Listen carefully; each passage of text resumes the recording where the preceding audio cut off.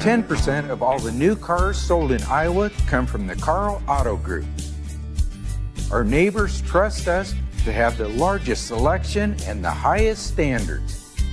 To our current customers, thank you.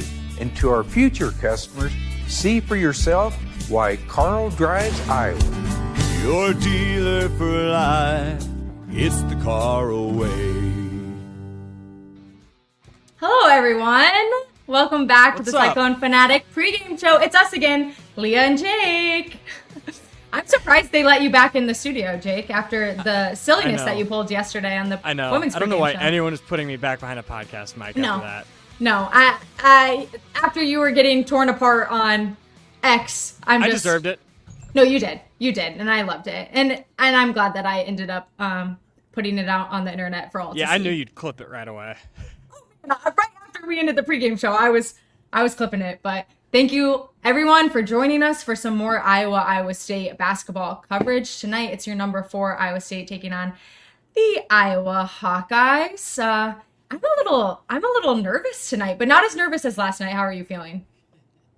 Yeah, it's a different type of nerves, I think. I was saying this on our pregame show over at Buffalo Wild Wings for Iowa Everywhere, that the pressure now is when you're the number 4 team in the country, when you're number 2 on KenPom, when, according to KenPom, you're the 14th best team in KenPom history, you have expectations that are greater than just being a good team, which we all know Iowa State is. Your expectation is you got to go get a 1 seed. You got to try and go make the Final Four. Like, I hate talking about that on December 11th. It's crazy. But we kind of have to. And when you have those aspirations, you can't lose games like this. And you're 12-point favorites, 11-point favorites, whatever it's sitting at right now, against a team that hates your guts and has every reason to try and come play spoiler. And that means you're going to have to be on your A game to prevent that from happening. So what is Iowa State's game plan tonight with everything you just said? Ooh, I think the game plan, of course, TJ Otzelberger would say, we're going to do what we do. We're not going to let anybody dictate that. And I agree. I think at the core of that should be the game plan. I think when you look at the personnel on the other roster, I think you just got to go try and play bully ball at the start. I think if Joshua Jefferson doesn't touch the ball the first 5 possessions every single time, it's a failed possession. Like, I think you've got to make Iowa prove that they can defend Jefferson. Prove that they can defend Buchanan down low before you try anything else. Because if they don't have an answer for them, if they want to play bleed the clock ball, then trust me, Iowa State can play bleed the clock ball too. And I think that starts down low with Joshua Jefferson, who you could certainly make the argument is Iowa State's best player. Let's talk Bennett Stirts. Obviously, you mentioned that he was one of the best point guards in the nation. I hate having to cheer against him tonight. I You're got to know a Bennett. fan. I got to know Bennett really well when I covered him at Drake in my time at Local 5. Awesome dude, incredible basketball player. He's going to play in the NBA. And do not get this misconstrued. Like, Iowa State is favored by 12 and should be. Bennett Stirts is good enough to win this game. Like, he's good enough to win this game by himself. He is that good of a basketball player. And the way that he dictates tempo, the way that he can find his shot among double teams, the way he can find others open shots at the end of the shot clock is second to none.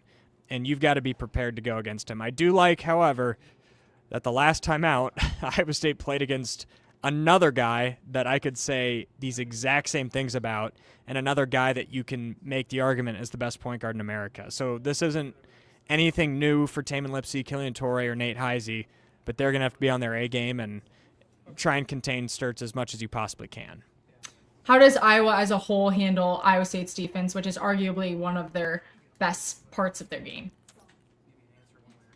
Pray. Like, at this point, we're 10 games into the year.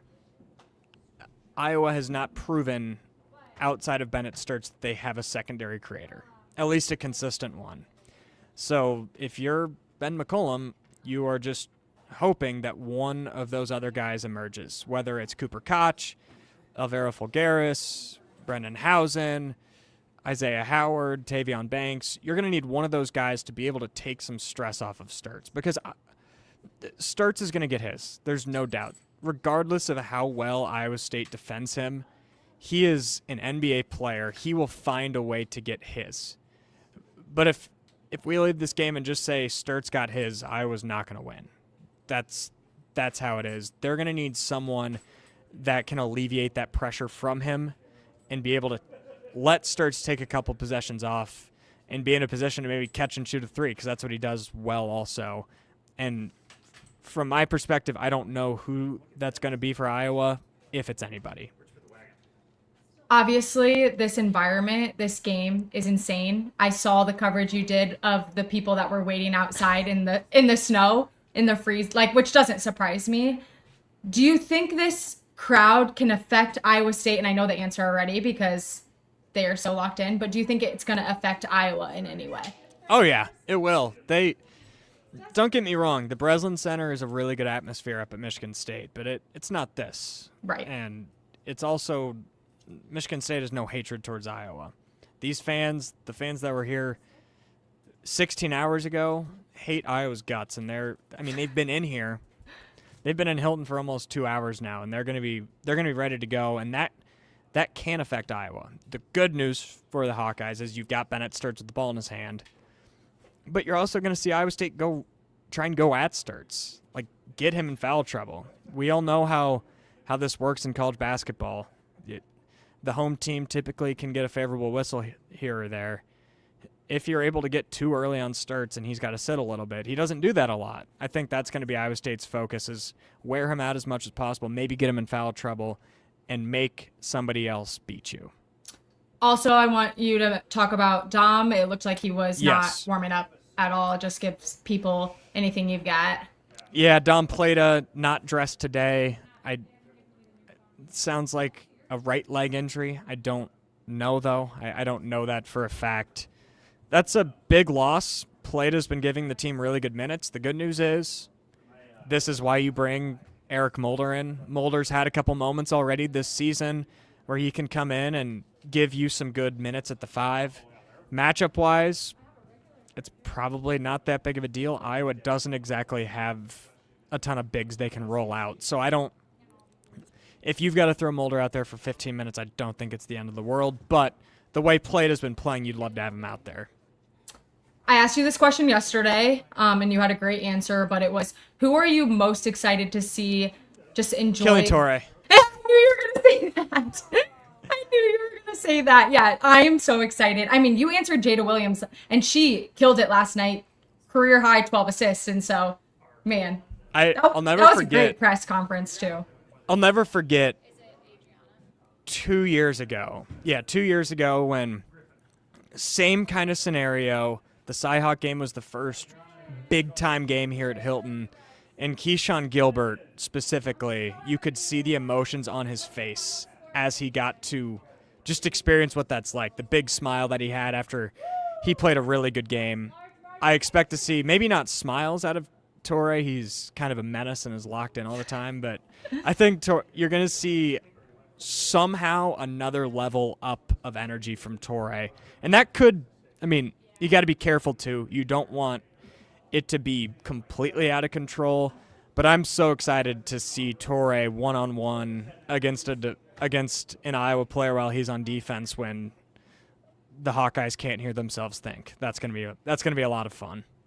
It is going to be a lot of fun. And before we end the show, I also want to shout out Karl Auto Group. They're the presenting sponsor for both the men's and women's coverage show. So shout out Karl Auto Group. We couldn't do it without them. They are rock stars.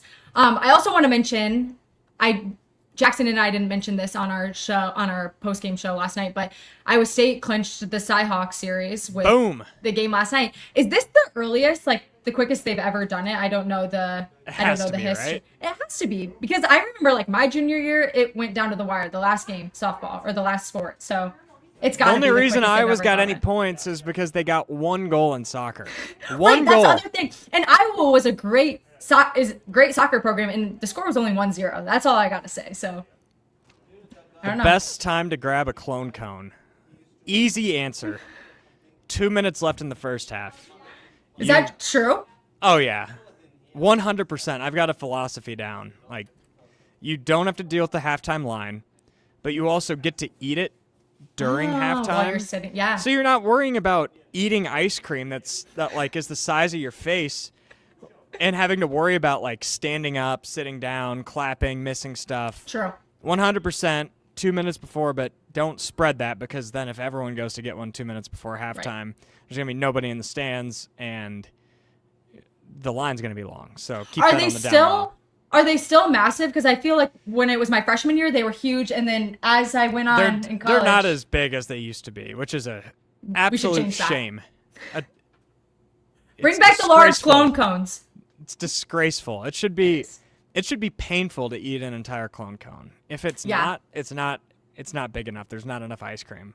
Couldn't agree more. Now I'm craving a clone cone. I don't know when the next time. I know. I haven't had one in forever. I need to go do that. It messed me up the first time because I remember I thought it was going to be like lemon and raspberry flavored. Nope, vanilla. Even better, vanilla. I couldn't agree more. Well, Jake, I'll let you get out there, but thanks again for joining us. Everyone, you can tune in right after the game. Chris Williams will be taking on the post-game show. Shout out to Karl Auto Group, and shout out to Aiden for producing our shows. Thanks for watching.